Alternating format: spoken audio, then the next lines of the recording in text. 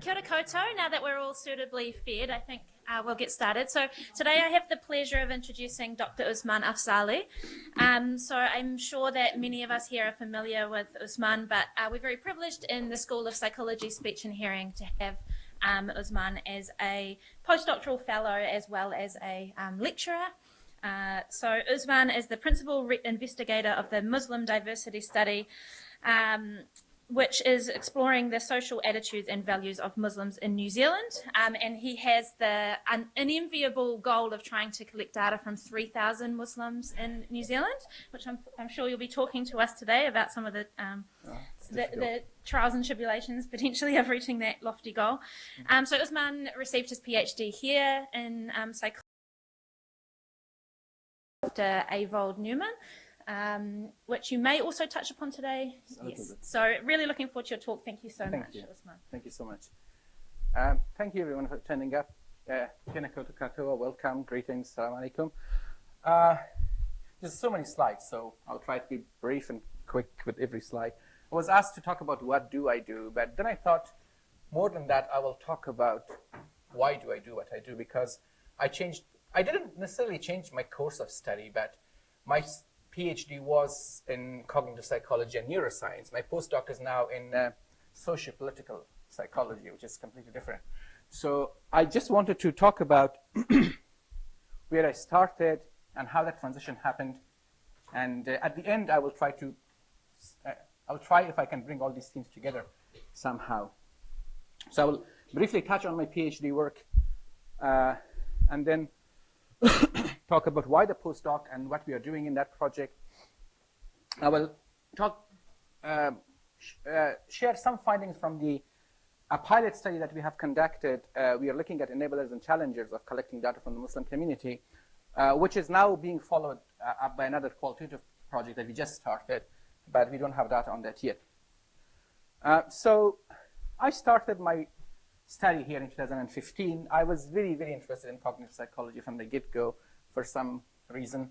And then in 2017, when I was taking a course with Avold, I came across something really amazing that's called the think, no, think paradigm. It is being studied primarily by Michael Anderson at University of Cambridge. This phenomenon basically suggests or says that you can actively suppress unwanted memories in a way that you might be able to suppress recently learned information, and you will be less likely to recall them later compared to those that you did not suppress. Now, this is an interesting task, but there have always been critique in terms of its replication, and people say it is not replicable. Some people were able to replicate it, some people were not. So I was primarily interested in replicating it. And then Avold told me that it is too ambitious for an honors thesis, so think about it for a PhD. So I went on and did my PhD in this. But besides replication, we also thought, I was inherently interested in PTSD and OCD. And I thought, let me see how it plays with people who have problems with suppressing memories to begin with. So we went on and thought about also replicating it on people who have high OCD and PTSD scores versus people who have low OCD and PTSD scores. And that was basically a big chunk of my PhD work. We screened about 400 students, and among them, we brought those who scored the highest and those who scored the lowest, and they went through this task. So those papers, I mean, that was part of my PhD work. So we did replication. We did high OCD, high PTSD compared to low PTSD and OCD. Now that paper is, I'm working on it. We did not send it yet, but my co-authors and me, we are trying to send it as soon as we can. So that was part of my PhD. Besides that, let's put this think, no, think aside for a minute and talk about another thing that I came across again in 2018, and that's called brain fingerprinting. Now, brain fingerprinting is an ERP, or event-related potential-based technique. It uses EEG data where you respond to three types of stimuli. Either they are related to a crime, they are relevant to a crime, or they are somehow related to the crime. We call them target, probe, and irrelevant.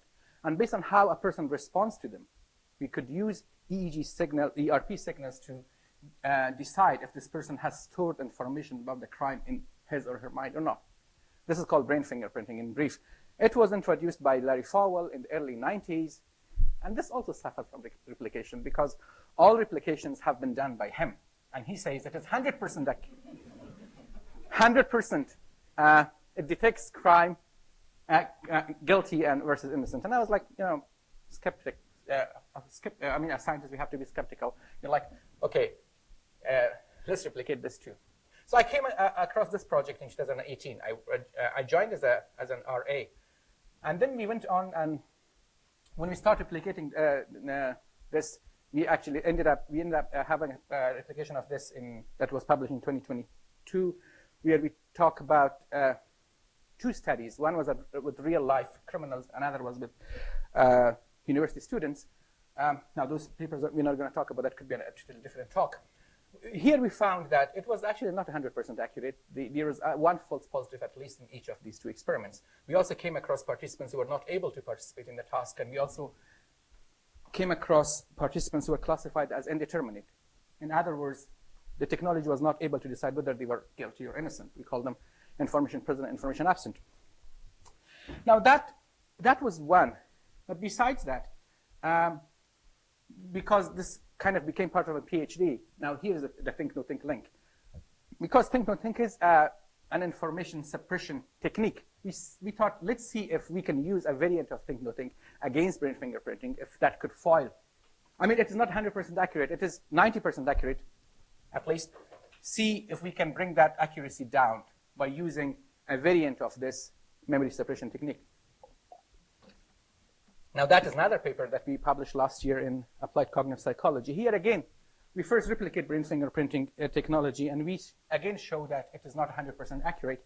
But on top of that, we showed, what we found, that the variant of the think, no think task was not able to conceal the information that brain fingerprinting was trying to reveal. So that is what we found in these two studies, and that ends my PhD. So in 2022, then I started working on a short postdoc with Payman. And there we were looking at contemplative neuroscience, how different contemplative activities like meditation, yoga, prayer, and so on and so forth affect you on a neuroscientific level. We did some work on that, and then also that led to a course that I'm currently teaching. We call it contemplative neuroscience. It is currently occurring. It will be hopefully at least offered next year too. So that is where experimental psychology and neuroscience work ends. And if you're looking at this, you're like, yeah, you're making a good progress. As your end of PhD, you might get a postdoc, you might get some work in this area. And it looks very cool. But hey, there was another parallel timeline going on. And that is where the identity comes, where I come from. So I came to New Zealand in 2011. And I primarily have been living in Christchurch. I frequent Al Noor Mosque. And we make community here. We know people. We come across different types of people. And, natural curiosity in me always was to talk with people, know about people, where people come from. One thing that quite interested me always was, I think I had some curiosity already. First time I saw white Muslims. And before that, I never saw white Muslims. Like, I grew up as a refugee in Pakistan, and then I lived in Afghanistan, so there are no white Muslims. Here, I came across many in Al Noor Mosque. And the question that happened to me one day was, why you become Muslim? So I went and talked with one of those converts. He was Australian. And I told him, do you mind sharing your story with me as to why you became Muslim? And he told me his story. And for me, I was so interested, I recorded it. That is back in 2014. I recorded that story in 2013. And it stayed with me. And a year later, we get news that two people who frequented Al Noor Mosque, they were killed in Yemen. This is one of them. The guy who I interviewed, he's one of them. We knew him as Salim Khattab. His original name was Christopher Howard. He was Australian. Another guy who was killed in Yemen was from New Zealand. And they are both associated with Al Noor Mosque, where I frequent. And one of them I interviewed. That's 2014 when this news comes. So after that, this news went to the media. people coming to mosque, asking questions. Oh, do you guys radicalize people here? What happens? And so on and so forth. One day I was praying there in the afternoon, and some people from staff from the press came, and they were talking with the president of the mosque. He was not able to communicate what he wanted to say. And I was thinking, if that goes to the media, it will be horrible. So I told the media people, I said, hey, I know one of these people's stories. Do you want to hear it from me? And they said yes. So they interviewed me. And I told them that the story that I knew. They took so many photos, but I don't know why they put this photo in. So when I look angry. So this photo was there. Anyways, I told them his life story. I told them that he said that he came from a gang background. And he was looking for purpose in life, and that's why he became Muslim. And later on, what happened in Yemen and so on and so forth, I did not know about it. But his original story was that he was coming from a gang background himself. That story is there. And again, still a month later, we still see the news that, hey, there are people radicalized in Al-Nur Mosque. And so we felt being scrutinized from that day, well, even from before that. But after that, it has increased. It was increasing. I mean, there is news of a person, bringing the Phillips Arps, bringing a pig head and putting it by the mosque. And those things were happening again and again. And we always felt being watched. Like, I didn't frequent a lot at Al-Nur Mosque after 2015, because when I started studying here, I'd go a lot to a small prayer place we have here. But we always heard stories that, well, this is what's happening. A lot of Muslim women who come here and they want to wear headscarves, they don't wear it because they will be discriminated against. People will call them names. So all these things happen. And that's why it does not surprise me that we see research articles that shows that news exposure predicts anti-Muslim prejudice. I will talk about this paper later. But I just wanted to mention that this is where my other parallel timeline comes from. So unbeknown to me, I was a student at this time, there was a research group who was looking at attitude towards Muslims from even before 15 March. And that is the group that I'm going to introduce a little bit of their work and what they have found in terms of attitude toward Muslims in New Zealand. So it's called the New Zealand Attitudes and Values Study. It is a planned 20-year longitudinal study that has started in 2009. We sent postal questionnaires to thousands of New Zealanders each year. Not we, I mean the group, but I'm part of it now. And sample is drawn from electoral roll. It is large. We have a large multidisciplinary research team. I was looking at the OSF page yesterday, and we have more than 80 collaborators nationally and internationally. And some of them are sitting in this room too. And our sample contains at this stage of more than 48,000 New Zealanders. We collect data from them each year since 2009. At the beginning, we had 4,000, 1,500, 4,000, 6,000, kept increasing.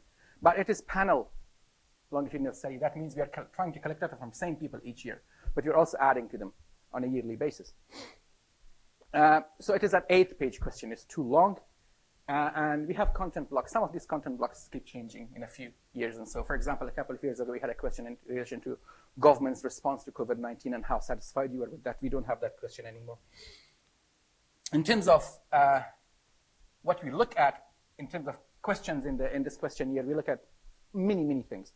We look at personality, authoritarianism, here, patriotism, nationalism, affect toward different groups, attitudes toward multiculturalism, immigration, values, well-being, body image, self-esteem, distress, life satisfaction,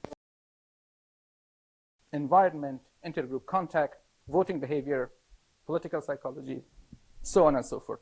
So there's a lot of life aspects, social values and attitudes that are measured. We call it that it is a mile wide and an inch deep type of survey. So we look at many life aspects, but we don't look at any of them deeply. We just collect data from on many life aspects, and because the sample is very high, we still are able to publish some really interesting articles that we have. So this is what NZAVS has been doing for the past 15 years. In terms of representation, it matches with census in terms of ethnic background of participants, gender, geographical locations. So we have reasons to believe that it is a representative sample of New Zealand population. We can also track migrant flow to New Zealand. using that questionnaire. So for me, the question will be why it is important for me or for this research group to study Muslims. I know it is just 1.5% of New Zealand population, but hey, I'm a Muslim, so I studied it, and that's why I also want to tell you why I did. So since 2011 and after that, we see the increase in right-wing nationalism in the US and Europe. From our data, we did not see that type of pattern from NZAVS data. Although there was no increase in right-wing authoritarianism in New Zealand, there was substantial prejudice toward different minority groups, including Muslims. Although only 20% of Muslims are from an Arab background. So to look at prejudice, and the papers I'm going to present after these, we look at this one specific measure that we call affective or affect thermometer or warmth thermometer. Now, this has been used widely by different research groups here and overseas to measure attitudes. And what it does is the lower rating towards the group, that means more prejudice toward that group. So we look at comparative rating of different groups. As you can see, we ask you, how do you please rate your feeling of warmth toward the following groups. And so we have Europeans, we have Maori, we have Asians, and so on and so forth. We also have some other groups here. So we look at relative rating, and although, as I said, it's a small population here, but we were seeing time and time again that the warmth rating toward Muslims was the lowest. And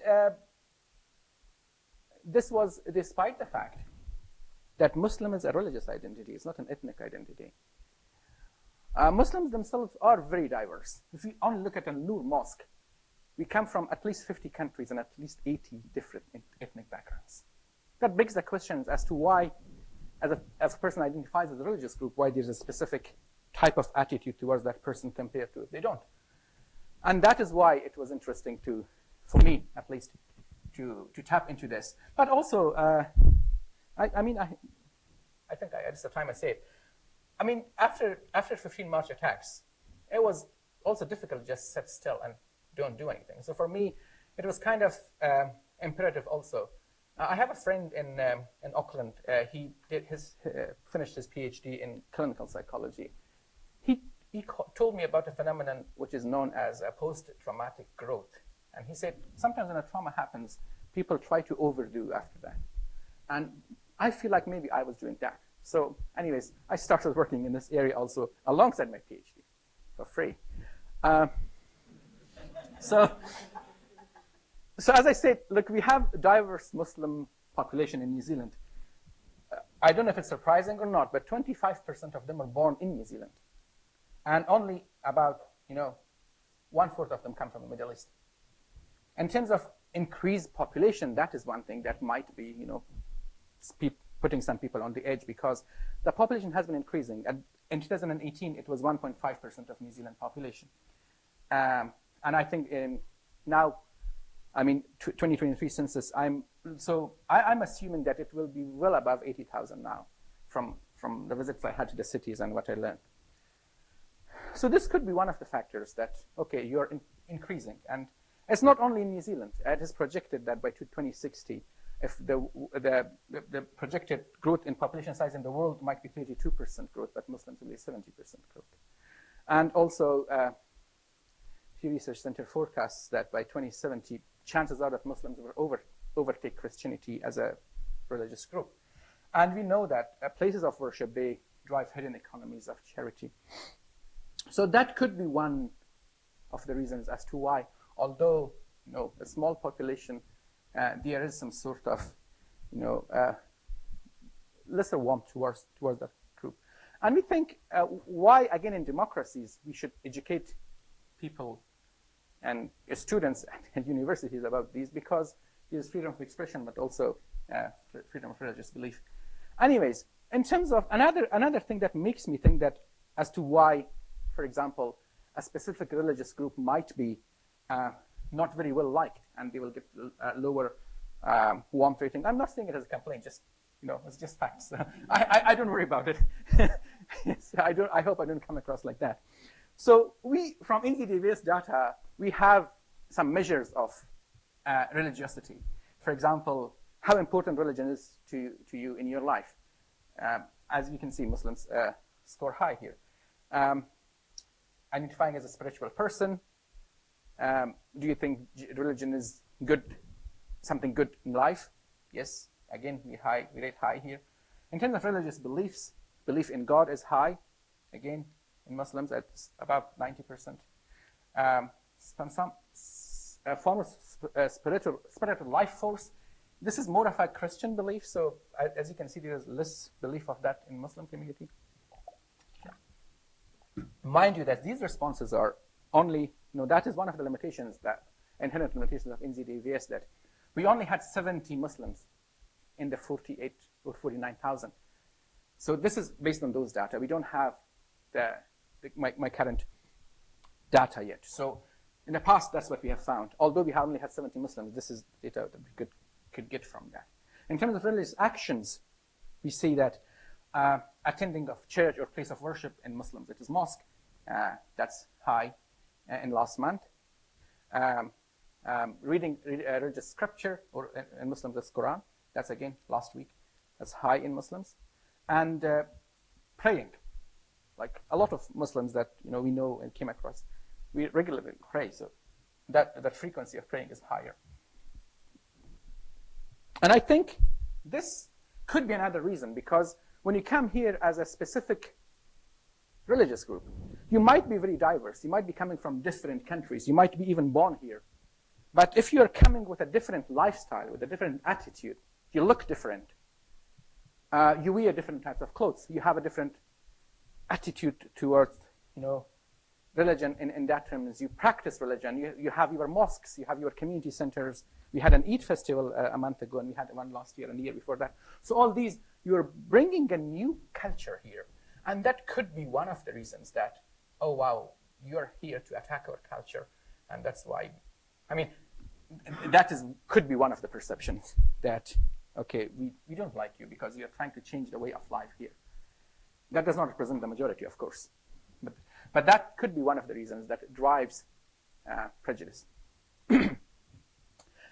So, in terms of the papers that I've mentioned, the paper I talked about earlier, I'll mention that soon. But there was a paper published by John Shaver, again based on NZDVS data in 2016. And here they suggest a theory that they call evolutionary lag theory of religion. And this they propose that in societies where there were no conflict among religious groups, other majority religious groups could help decrease prejudice toward other groups. That means in New Zealand, for example, people who believe in Christianity, they might be able to increase warmth toward all religious groups, including Muslim. This group was working or looking at attitude towards Muslims before 15 March. Another paper that I mentioned earlier also, that's again by John Shaver. And this, so generally it is found that news are interpreted in the ways that confirms our pre-existing attitudes. That means whatever news say, it should not change your attitude towards a specific minority group. However, in this paper we show that news exposures predicts anti-Muslim prejudice. So the more news about a specific groups are mentioned, the less warmth you have toward that group, and more anger you have towards that group. In this paper, we are looking specifically at Muslims and Arabs. And of course, then 15 March happens. And after 15 March, a month after 15 March, there was a special issue of New Zealand Journal of Psychology, which published many papers on that. And one of those papers was looking at national identity. Here, we are getting people's views or scores on who do you consider a true New Zealander? And there's four of those questions. A person who has a European or Maori ancestry, a person who can speak English, a person who have a New Zealand citizenship, and a person who has who respects New Zealand political systems and laws. And among these, those who rated European or Maori ancestry high and those who rated speaking English high, they had comparatively lower warmth toward Muslims compared to those who did not. That is the warmth thermometer that we have been using. So this, here Kumar suggests that, believes that, if you're believing that being a true New Zealand has to come from a specific ancestry, then you will be less likely to show warmth toward, a religious group, minority religious group like Muslims. So this was one of those papers. And then following that, in the 2020, we published this paper. Here we are looking at historical data from NZDVS from 2012 until 2018. Here again, we are looking at attitude toward Muslims and other minority and majority groups, actually. So here, as we can see in this graph, the warmth rating toward Muslims is the lowest. That is followed by Indians and Chinese immigrants in general, and Asians in general. And as you can see, there's also a steady increase in warmth toward all these groups. So there is a steady increase. Nonetheless, the warmth toward Muslims is the lowest. And we interpret less warmth as more prejudice and as a measure of Islamophobia. We do not have an Islamophobia scale yet, but we use it as a measure of Islamophobia that could be driving force behind Islamophobia. And we also, in this paper, we also looked at predictors of lower warmth. And so male, generally older, generally with lower education, lower ACS, being religious, not being Muslim, unemployed, and people who live rurally. They were predictors of lower warmth toward Muslims compared to otherwise. After shooting, of course, the data was being collected since 2012 and continued after shooting also. This paper looked at some data 7 days, 30 days, and 90 days after and before shooting. We used regression discontinuity design in this. And here we are looking at shift in attitude toward Muslims. And here we show that after the fact, after 15 March shootings, warmth rating of Muslims has increased compared to before in an unprecedented way. So we're controlling for that steady warmth that we had. This is above and beyond that. And this was same for people who came from conservative versus liberal political orientation. So the warmth increase was regardless of your political orientation. Now that was a paper that was published in 2021. In terms of psychological impact of this attack, this paper was published by one of an honor student of Kumar here, Kate. Here they're looking at terrorism, anxiety, and sense of community. This paper shows, again, based on NZDVS data, that the measure of terrorism anxiety was increased after 15 March, which makes sense. And also a sense of community was increased. People come together as a community after horrific events like this. However, psychological distress was not increased. And well-being measure, psychological distress was not significantly different to before. And also the measure of well-being was not significantly changed. And an explanation for that could be, some explanations for that could be that, so we are comparing this with attitudes, increase in psychological distress and change in measure of well-being when ISIS or Islamic terrorist attacks happens in Europe.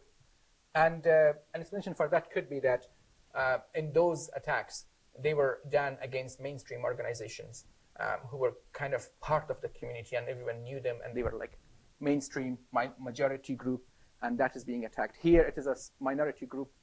They were attacked inside their place of worship.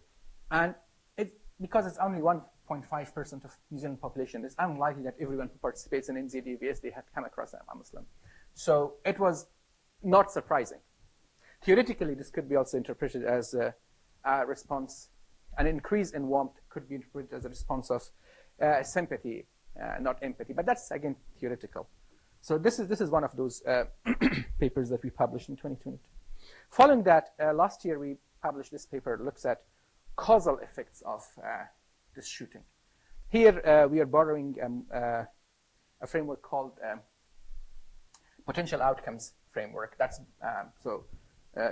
Bulbulia borrows this model from epidemiology. Here, they are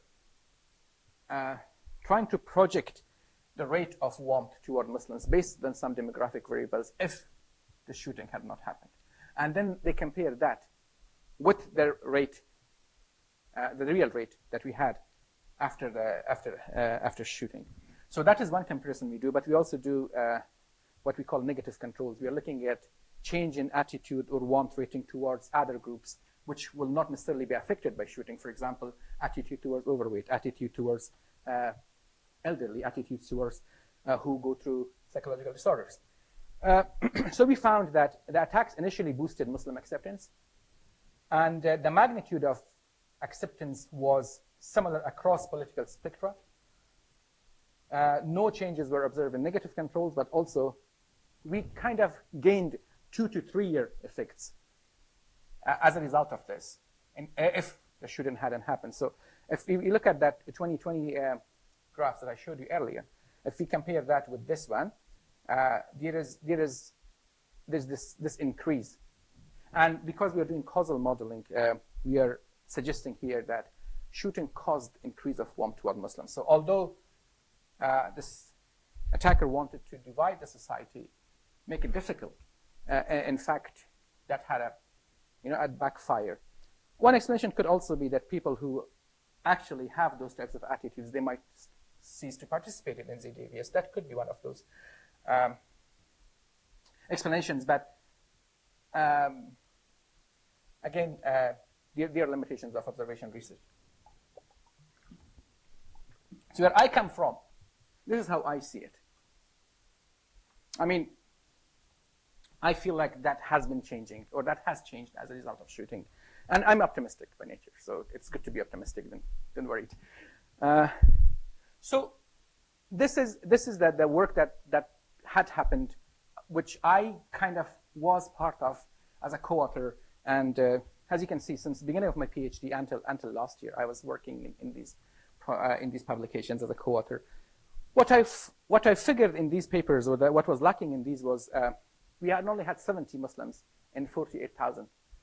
And also, the question that's important to me is how do I see myself here? How Muslims, we know that, we look at these papers that we publish, we see that there's lower warmth toward Muslims and they're discriminated against, or there's prejudice towards them.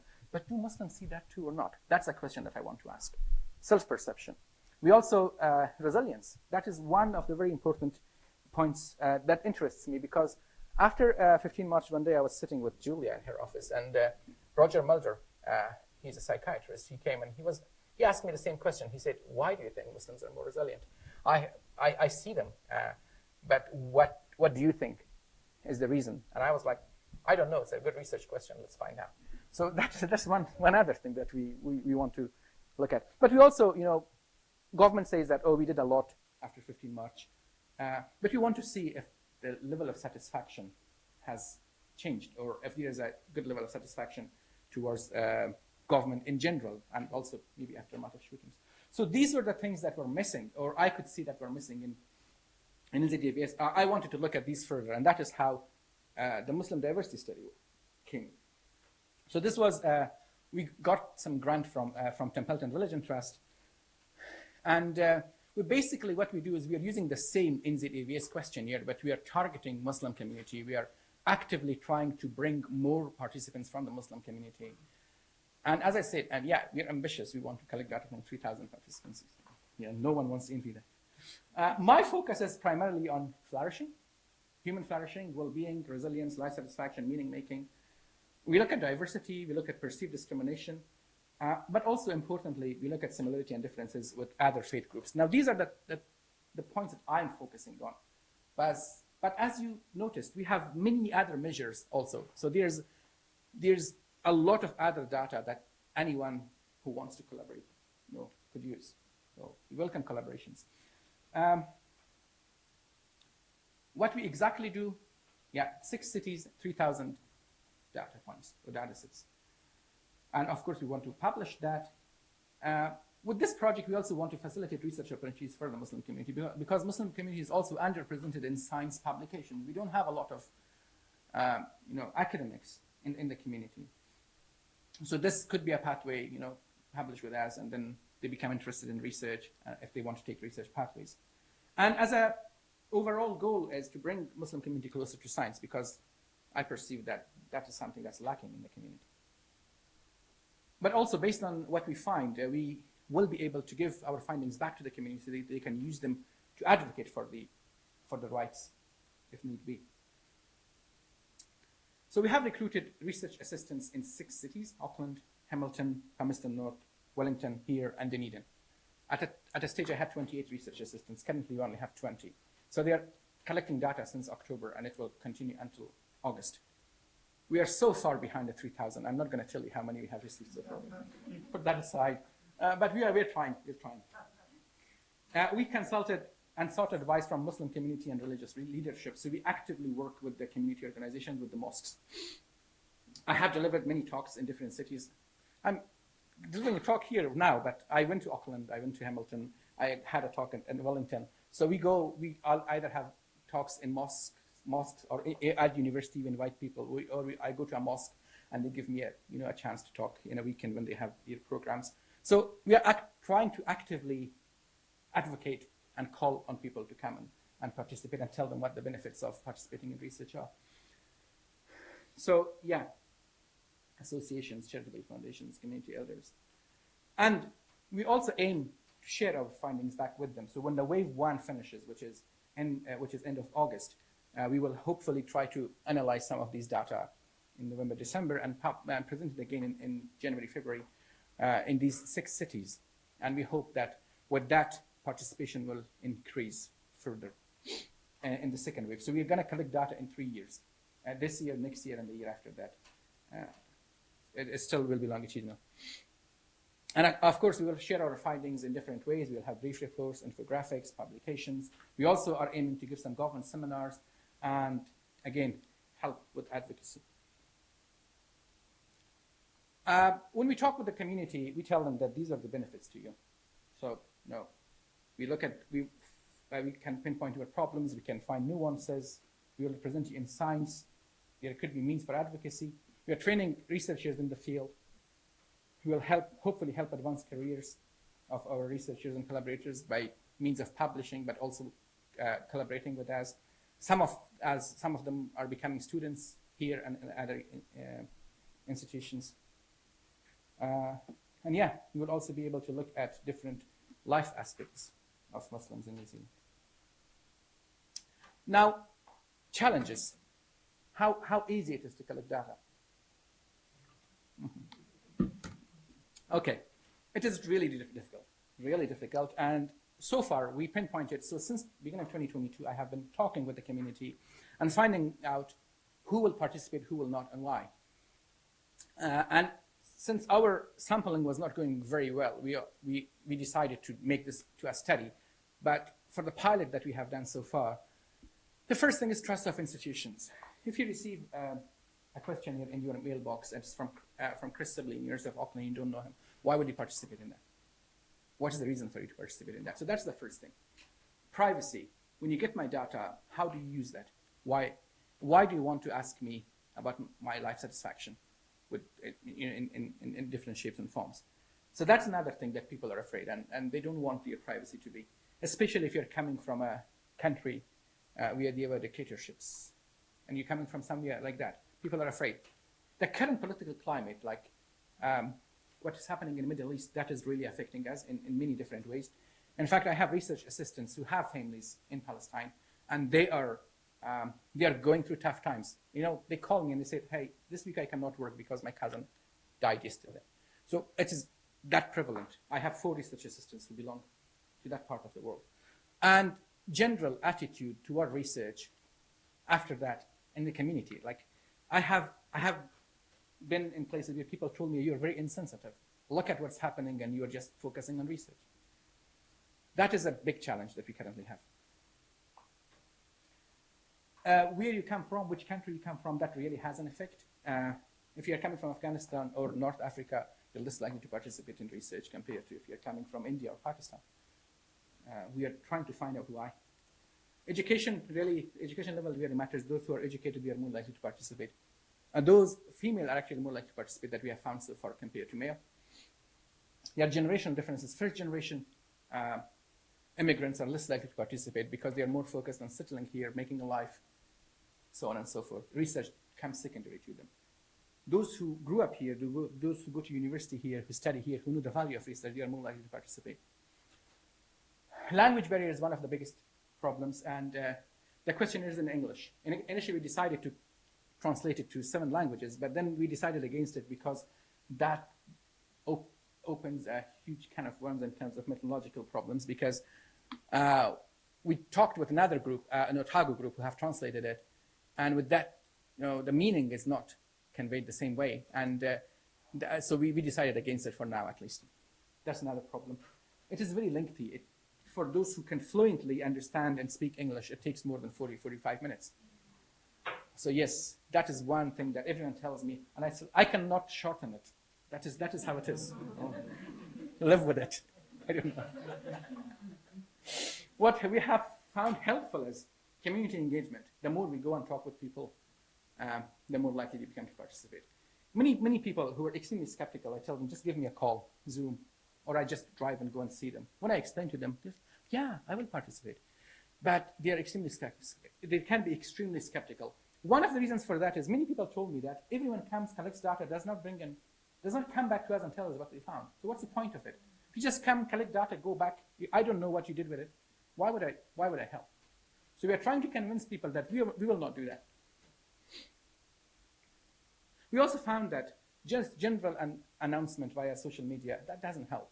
If you go and tell a person that, hey, your voice matters to me, can you please participate? That is what our RAs are actively doing. They're making individual context rather than group announcement, and that is what we have is really helping. We also found that online is not really working because people forget about it or they lose the link. We have it on Qualtrics. What we found is those who take paper questionnaires, they're more likely to fill them and send them back compared to those who do online. We would think at this time and age, everyone will do online, but we did not have success with that. And also, in terms of ethics, the more transparent we are, the more it helps. And yeah, we have a qualitative study which will hopefully, so we're looking at research assistant experiences. Those who are collecting data, what they are going through. So currently, we started that project, and we will hopefully have some data on that soon. So that is what I wanted to present, but at the end, before, I know we will not have time for questions, sorry. I just deliberate, I didn't want to.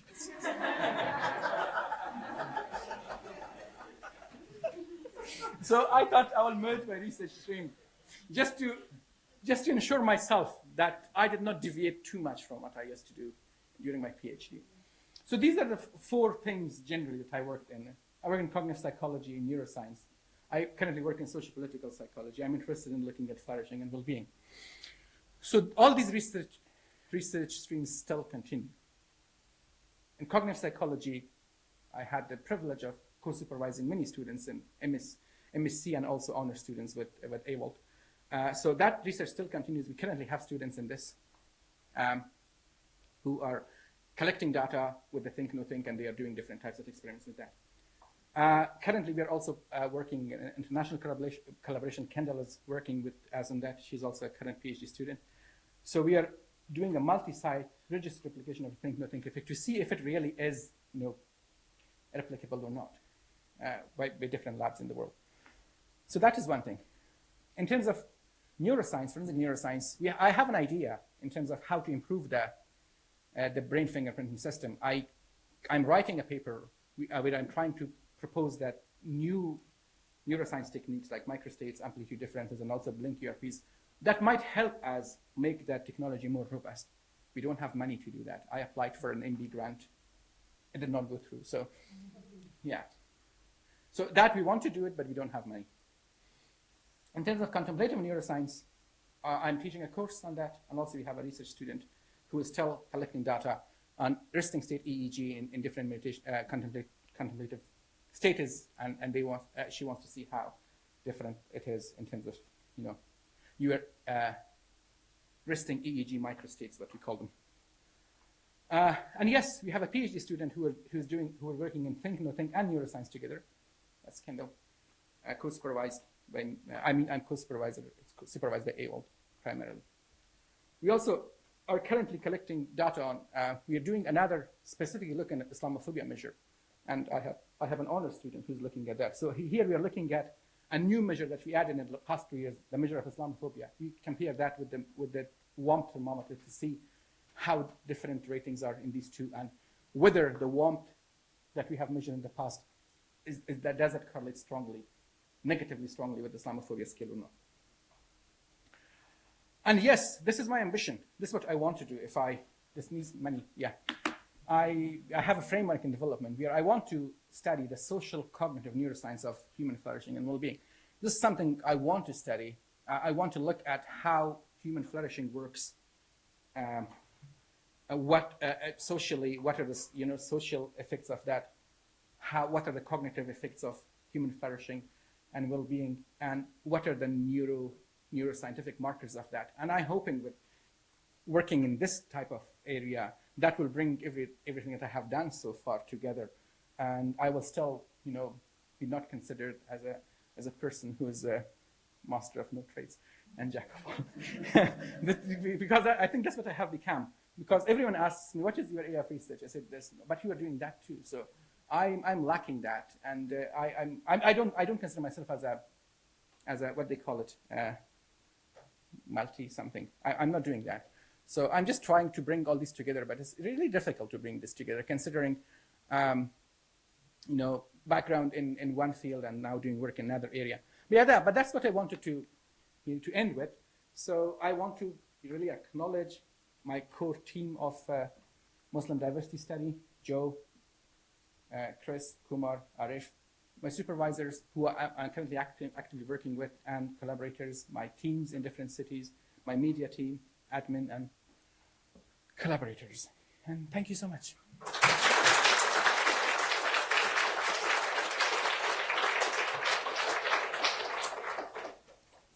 you might have failed a little bit in your timing, because I think we have time for one tricky question. I tried my best, but please. No questions, great. We are winning. Andy. I was going to ask if you noticed, you said that scientifically there's been a change in trajectory of Islamophobia or mistreatment of Muslims, but have you noticed anything subjectively in your experience? Yes, a lot. Many, many reports. I am actually a living example of that myself. I have been here for 13 years. No one ever told me anything. I never faced Islamophobia in New Zealand. There are reports of it, but a lot of people report that attitudes have actually changed. Yeah, subjectively too. So it's not only, great question, but people are really, the way the New Zealand experience is really different to people compared to, everyone says that if you were in another country, it would have been different. New Zealand has been different. And I always say that, it is now, a common thing that I always say. It's a privilege to be in New Zealand, honestly. It is different here. So, yeah. Cool. Maybe one more, and then Yes. Yeah, one quick comment.